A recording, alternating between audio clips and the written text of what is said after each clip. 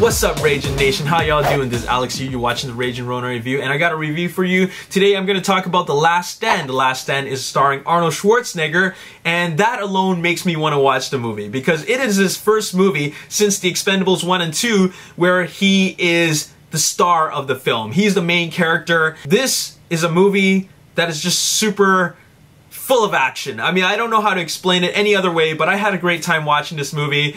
If you want to know what it's all about, it is a story where this sheriff who used to be an LAPD cop, he decides he wants to not be LAPD anymore and just work in this small town as a sheriff where he doesn't see a whole lot of action.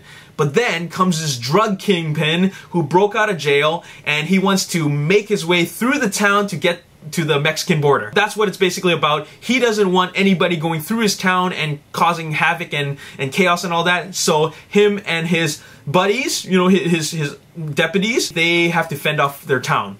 And that's what the story is all about in a nutshell. And there's a lot of action. There's all kinds of action. There's gun battles, there's car chases, there's hand-to-hand fighting, and it's just a lot of fun. I don't know how much more I can say about this movie, except this is the type of movie that if you're an action fan, you'll want to see this movie because it brings back that classic 80s action feel. What I mean by that is that back in the 80s, all we needed is great hero characters and a simple story. That's all you needed. And this is almost as simple as it gets. And watching Arnold back in these types of roles, while he is kind of old and it does show when you see him on screen, we totally accept it. Because the filmmakers don't try to hide the fact that he's old. They embrace that, and they make us as the audience embrace that. In fact, they poke fun at his age in this movie, just like they did in Expendables 1 and 2. And I like the fact that he's not trying to be something that he's not.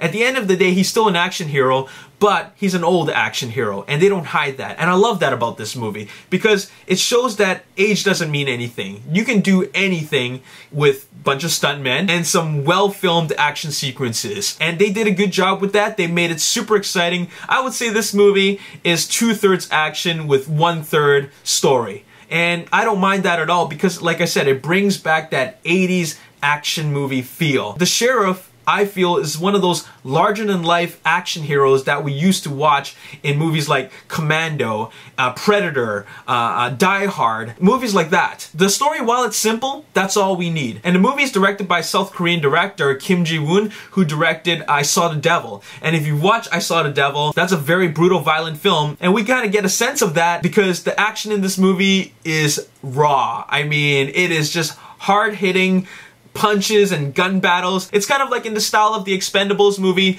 but you know, one character. It's not an ensemble cast. You just got one character and a bunch of smaller characters, and then there you have it. So I love what they did with that.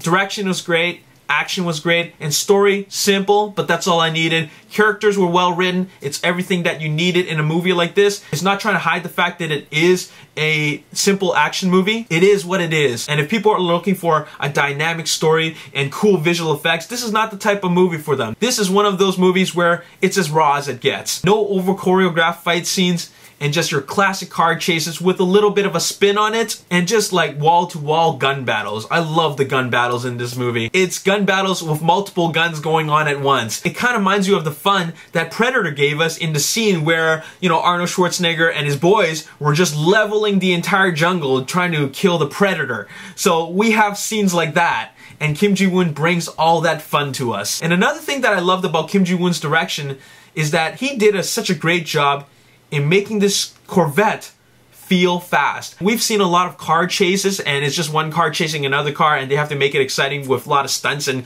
twists and turns and all that stuff. But what Kim Ji-woon gave us with this Corvette is that it is like a one-man road show. The Corvette, it just feels fast. It's ferocious, and Kim Ji-woon just brought that to the big screen. You just watch it go by, you hear the sounds, and it's just the way he filmed it and the awesome direction. It just made this Corvette look like this ferocious beast, and it's something that you would be afraid of. Hats off to Kim Ji-woon for doing such a great job in the direction and bringing us that classic feel for the action genre. Especially since this is his first time directing an American film, he did a great job. So with that being said, this movie gets a 7 out of 10. An excellent action movie, highly recommend it if you're an action buff. Check it out on the big screen, and welcome back Arnold Schwarzenegger. As always, if you enjoyed this video, hit that like button, subscribe to my YouTube channel, like me on Facebook, The Ragin Nation, and also follow me on Twitter at Ragin Nation. My name is Alex, thanks for watching. I'll see you next time. Peace. It's gonna be too stylized, full of slow-mo. Now then you have Quentin Tarantino on the other hand, great director, but still a terrible choice. He doesn't